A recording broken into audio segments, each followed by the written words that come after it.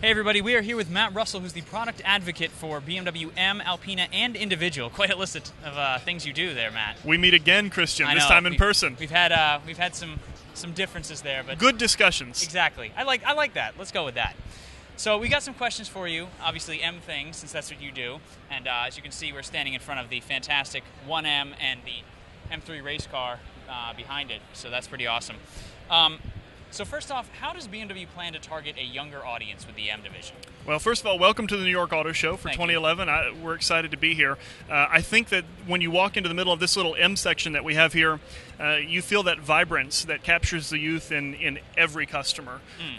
So I don't want to necessarily talk about targets. That just, to me, sounds a little bit too business-like, and for me, this is like a day off to be at the auto show.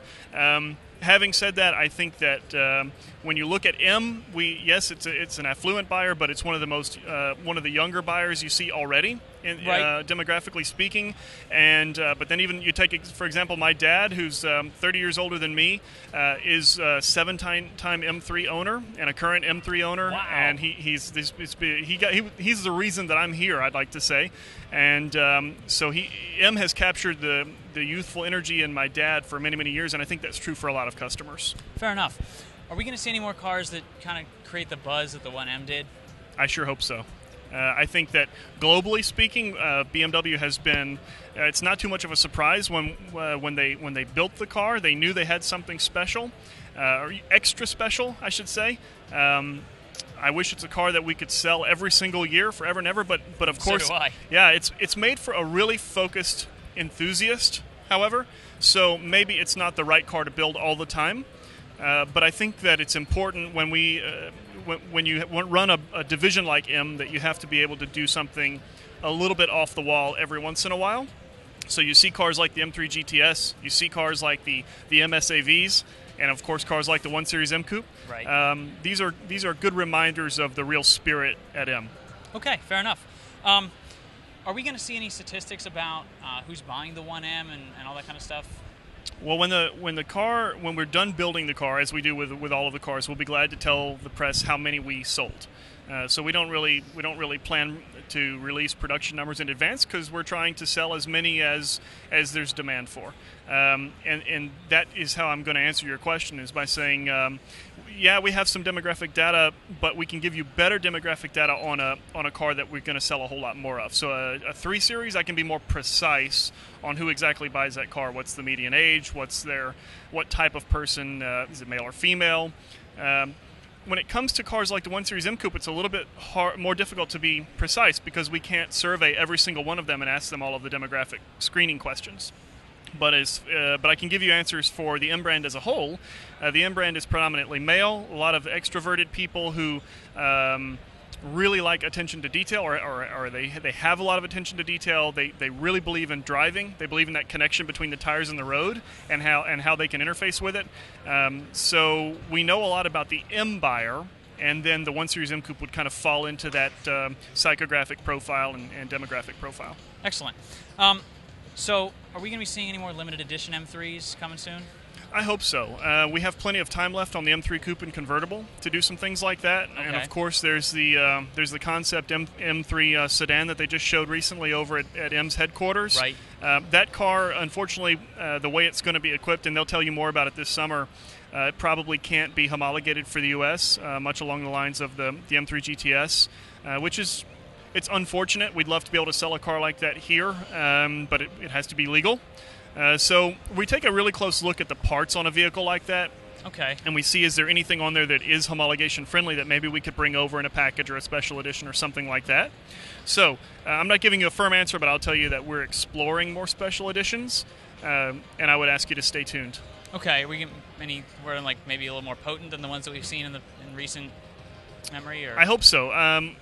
It's not really necessary. The car doesn't seem to have much of an acceleration problem. At least not until the X5M arrived and outran the M3 0 to 60. But the M3 doesn't seem to have much of a power problem as far as we're concerned. We could make it. I love, actually, one of my favorite new products is the new performance exhaust, the M Performance exhaust, because it takes the M3, which makes all the right noises and makes them louder. Yeah. Yeah, we were listening to that recently. It's the ringtone on my phone, as a matter of fact. You should get that if you don't have it. Yeah. But the in terms of at this point in the M3's life cycle, it still has a few more model years to go on the coupe and convertible, but I don't really know that we have a good business case for giving it more power at this point in time, and but we're looking at all the options. Okay, fair enough. So what about the M3 sedan GTS? And are we going to be seeing the car we just talked about? Yeah, unfortunately, we're not going to call it the GTS. First and foremost, they haven't announced the name of the car. Okay. And as far as I know, it won't be called a GTS. It's been designed to be a slightly more civilized car than the GTS was. It's a sedan. It's a proper sedan, so it's a little bit more road friendly. Okay. And it's going to be a really good showcase for lightweight materials, as we've communicated already that we're committed to pursuing a future with lightweight materials. So I think that's the purpose of the car. Okay. There's not enough time to build a whole bunch of them, and there's not enough time to homologate it for the U.S. And even if we did have enough time, then probably it would be too expensive if we rushed that process along. It'd probably be too expensive to sell more than just a tiny handful of them here. So I wouldn't expect the car to come here. I think when they release more information to you about this car this summer, you'll see it's really quite exotic. And it would not be a very easy M3 to afford in the United States market. Interesting. And we couldn't even bring that many of them if we wanted to. So we like limited editions, but the 1 Series M Coupe, of course, as you know, we're making by the hundreds, and right. and that's really our idea of more of a rare car at this point in time. Okay. All right, fair enough. Now, M's involved in a WRC project. What can you tell us about that? Yeah, that's really more motorsports involvement, which, as you know, we have the M3 GT2 right. here. Motorsport is a separate subsidiary from M. They are partner subsidiaries. They work alongside each other and hand in hand. For example, M builds the GT4 M3 for Motorsport. Really? Yeah, but Motorsport is the subsidiary that's working on the engine program for the WRC car. We had an interview with Dr. Tyson late last year, and he expressed a great deal of excitement about that WRC engine project. And without trying to recall too many details, I remember that he said very clearly that it's a good signal of other things we can do when it comes to engine programs, customer engine programs, and other types of involvement in motorsport. Right. Okay. So now, the M-Power Tour, are we going to be seeing more of that? The M-Power Tour is one of our favorite projects, and it's been a real success for us in terms of awareness and even sales. It seems to really get people interested and pumped up about M cars and about BMW in general. We'd like to... For those who aren't familiar, maybe, could you tell us a little bit what it is? Yeah, we did it the last 2 years. It was a multi-city road show. That's really the better word to describe it, where we took a large number of M3s, and this past year we took M3s and X5Ms and X6Ms on the road to 5 or 6 venues each year in different regions of the United States. And it's a chance to get as many existing customers and potential customers behind the wheel as possible.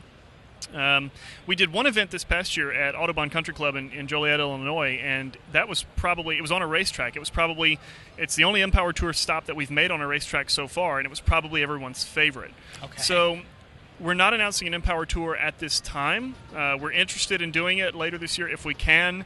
And if we do, maybe we can. If we do one, maybe we can change the format a little bit and give it a little bit more of that racetrack environment. People seem to really enjoy that. Each customer got about 20 miles on the racetrack behind the wheel of the M cars, and it really seemed to be very valuable time to them. So I'd like to maybe pursue that format for it a little bit more. We'll see what happens. Fair enough.